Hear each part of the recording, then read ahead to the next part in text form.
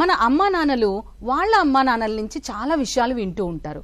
మొట్టమొదటిగా మనకు మేడం ఒక విషయం చెప్పారు. ఏమని?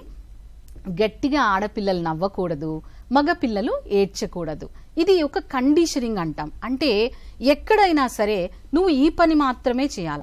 ఇంట్లో వంట చేయడము, బట్టలు ఉతకడము, లేదా ఇంటికి సంబంధించిన పనులు ఎప్పుడు చేసినా కూడా అది మనం సమాజము ఒప్పుకుంటూ ఉండదు. ఎందుకంటే వాళ్ళ తాత తండ్రుల నుంచి, వాళ్ళ యొక్క తల్లిదండ్రుల నుంచి వాళ్ళు అదే విన్నారు గనక.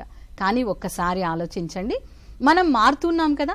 మొబైల్ టెక్నాలజీ గురించి 20 years బ్యాక్ మనందరికీ తెలుసా? కానీ ఇప్పుడు వాడుతున్నాం. ఆ మొబైల్ ఎట్లాంటిది?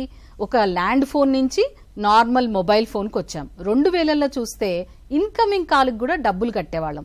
ఆ తర్వాత ఇప్పుడు 2020 తర్వాత 2000 తర్వాత పుట్టిన మనం పిల్లలందరూ కూడా టెక్నాలజీ ఓరియంటెడ్గా ఉంటారు. ఇక్కడ రైతులు కూడా ఉపయోగిస్తారు. మారుమూల గ్రామంలో ఉన్న ప్రతి ఒక్కరూ కూడా మొబైల్స్ని యూజ్ చేస్తారు. మనం మార్పును సహజంగా టెక్నాలజీ తెచ్చుకున్నంత ఈజీగా, అంటే సాంకేతికతను మనం ఏ విధంగా అయితే చాలా తొందరగా తీసుకుంటామో, తొందరగా జీవితంలోకి దాన్ని ఆపాదించుకుంటాం. మన ఆలోచనలు మాత్రం మారవు.